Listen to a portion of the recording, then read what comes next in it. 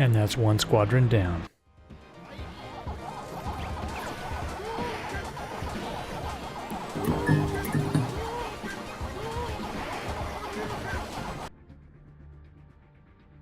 Hey everyone, Blue KQ here. Welcome to the arcade. Today we're following another game in the Missouri, the Mighty Mo.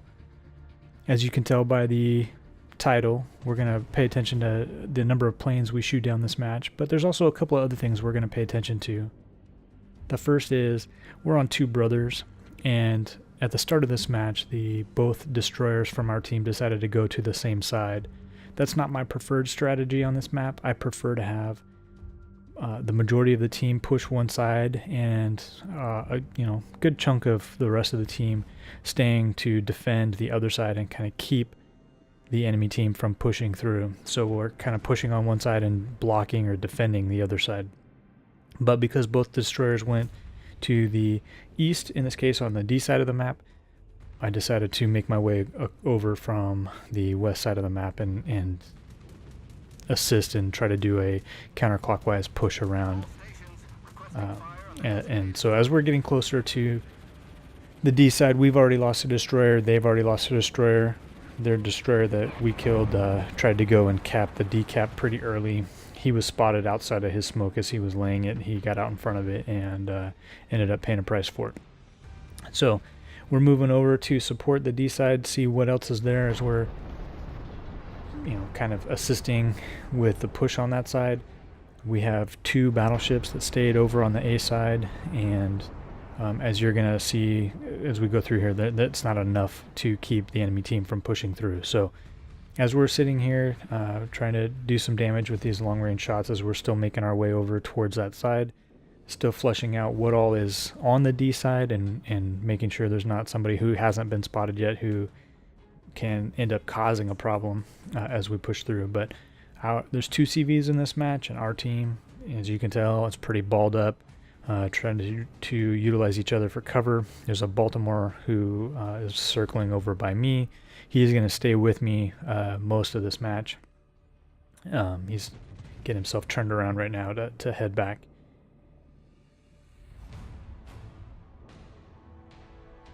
The middle channel, there's usually somebody who tries to come up through the middle. At this point, it looks like it's going to be Gneisenau, and so he's last spotted there right at the beginning of the channel. I'm looking at it, deciding, do I stay and defend that, or do I push through with D? None of my teammates are pushing D yet, although the destroyer's out doing his job spotting the ships from the enemy team that are out by the border. If we were to look at this long term, my team should start focusing on the cap point and then keep the enemy ships pushed out to the outside. We don't need to go all the way to the outside to chase. I turn my radar on real quick, one to spot where that Gneisenau is. He's still pretty far away. I don't want to sit here and wait that long. And the radar also shows that the majority, at least, that I can cover of the D cap is clear. So I decide I'm going to go ahead and start pushing. Baltimore's got himself turned around. He's going to push up there with me. And I'm going to just take shots at these broadside ships as I can. I know the enemy Baltimore is still over there somewhere as well, and he just got lit up. And so we'll try to take some good shots at these ships as they present themselves. Right now, the North Carolina is the best shot.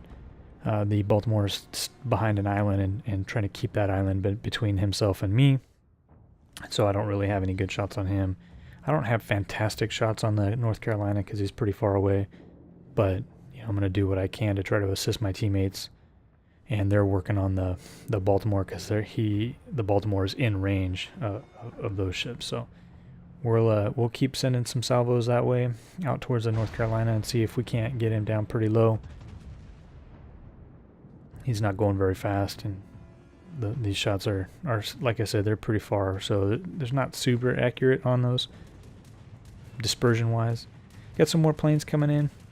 You saw the first squadron just get totally annihilated before right at the beginning of the match, before they could even drop on me. But these airplanes are getting some torpedoes off at least, but I was already turning, so I'm only going to get one of those. and the North Carolina out there is starting to heal. But this Iowa is coming around, not exactly broadside, but pretty close. So he's much closer. I want to try to do some major damage on him as he's going through. Again, I've got the Baltimore with me, and now our destroyer is also coming up. So did a pretty decent damage on that Iowa. No citadels or anything like that, but still pretty decent. And my team is starting to work on that North Carolina again. I'm showing him a lot of broadside because I would rather show it to a ship further away than the Iowa right in front of me. And so we'll just keep working on this Iowa. The enemy Baltimore that was on the side of that island's now gone. He tried to push up to a spot where he would still be covered by the island, but because my team is spread out enough, they had coverage on all of that. Some more dive bombers coming in. The Missouri's got pretty good AA. It's not like amazing AA, but as you can tell in this match, it's holding its own against Tier 8 aircraft carriers and their planes. And now the storm is causing an issue with visibility. That Iowa's just right there, but I can't see him because he's just outside 8 kilometers. So I'm trying to make my way through, use this island to protect my side as I make this transit over. Baltimore started backing up because he didn't want to be the only ship out there spotted, which I don't necessarily have a problem with, but he's kind of in my way right now. We're going to trade some more paint. We traded a little bit of paint earlier back on the southern tip of that island. But we got some attack planes coming in. We got the Iowa there. We got torpedoes on our starboard side, which are coming from our destroyer, trying to send torpedoes at the Iowa. If you look at the Iowa closely, you can tell he's backing up already. And so we're aiming towards the back of his ship instead of out in front of him. He's backing up directly at me right now.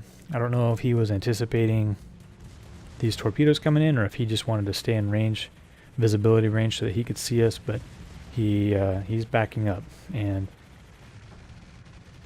if I had noticed right there that he was really starting to turn and that he was going to turn as much as he does, I probably would have saved my shot and given it straight into his broadside.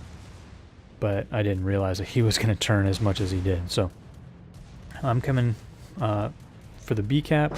Got the Baltimore, get the CV who chose to drop on the Baltimore instead of me, hit him with 2 torpedoes, and now the Iowa's paying attention to him as well. More planes shot down, more secondary hits, and even though he took a nice big hit right before my shells hit him, we finish off that Iowa who's sitting broadside to essentially another Iowa, and it's never going to turn out well. So now I've got the B cap I'm trying to worry about. We want to get this point capped as quickly as possible and then keep moving. So that Baltimore died to the North Carolina, which has somehow survived long enough to get around the island.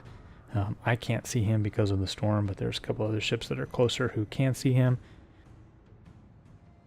You'll see here that they eventually get the kill. Now I got torpedo bombers coming in from both sides. I've got my anti-air focused on the left-hand side, but I was already transitioning that to the right-hand side. So I'm going to shoot down all of the Enterprise's torpedo bombers, and the Implacable torpedo bombers are going to get me here with a couple. And I'm deciding right now whether or not I want to focus on the Enterprise to the south or just turn and go over to the A cap. And I decide that I'm doing well enough against these airplanes that I'm not going to bother chasing a CV all the way to the border, and I'm turning back south and west to go over to the A cap. We are behind on points, but it's still pretty close, so I want to make sure that I do what I can to try to stop the bleeding points wise. We have 2 cap points, they have 2 cap points. They took the B cap a little bit ago as we were moving our way north and towards the enemy. We skip ahead a little bit. Now we're getting close to the A point. The storm is about to start letting up, so some of our visibility will start to return, but I want to make sure that I'm getting in here and at least stopping their points, if not starting to cap and gain points for our team. From the A cap, they're just now starting to get into the D cap. We have 2 cruisers chasing the Enterprise down to the border, and our 2 CVs are defending and doing what they can at the C cap, or excuse me, yeah, at the D cap there.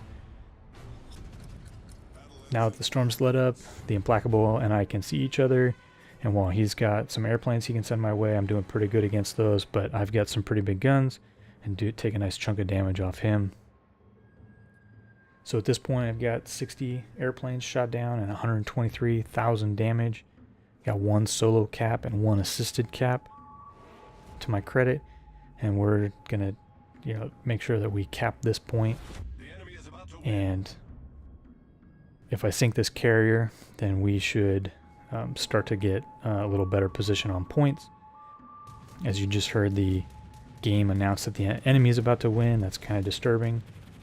Since I have my AA focused on the starboard side, I kind of point as much as I can towards those planes while not running aground. And I get a nice shot, a nice opportunity at least to shoot the Implacable again. Didn't do as much damage as before, but still got him pretty good. And we managed to cap the A cap before those bombs hit me. So we'll keep moving over and just try to stop them from gaining any points on what was originally our cap at the C cap. I'm anticipating this Implacable is going to keep sending planes at me because he's trying to defend himself, and I'm just waiting to get around this island so that I can see where he is again.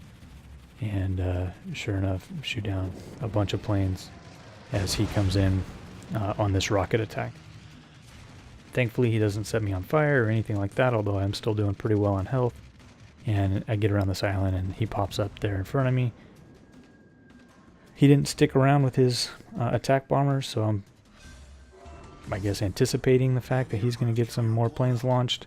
And I'm hoping that I got him sunk before he was able to do that.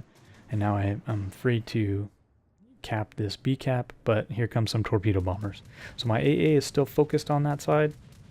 I don't know if you guys noticed it, maybe we went back, but his rocket plane attack earlier, or maybe it was the dive bomber attack before the rocket attack, he did what's called the slingshot. So he dropped his bombs on the other side of the island and then used that period of invulnerability to AA to approach my ship, and then so I didn't shoot down any of his dive bombers until after he got there. So now I've shot down all of his torpedo planes, and we've pulled ahead in points. Now we're a couple hundred points ahead of him, or 150 points ahead, and just one of their ships left.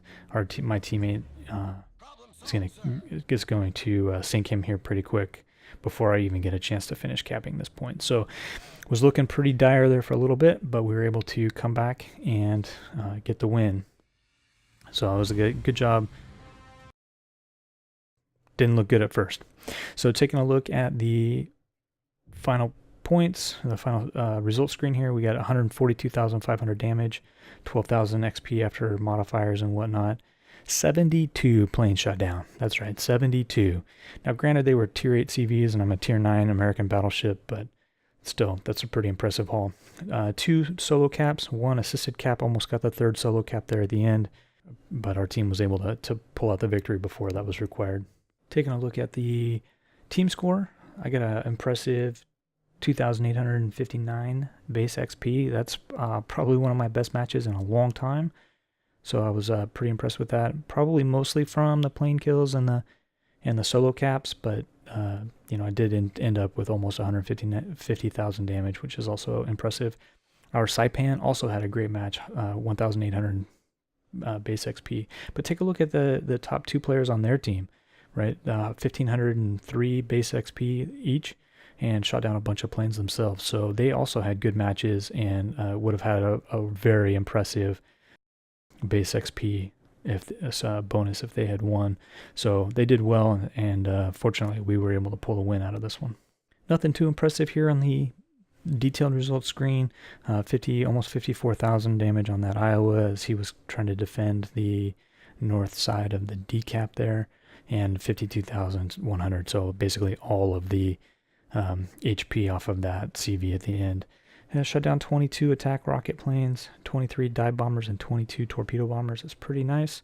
And 15,000 on the North Carolina from a distance, and 11,000 on the Leon also from a distance as I was approaching the decap, but nothing too impressive damage-wise across the enemy team on that.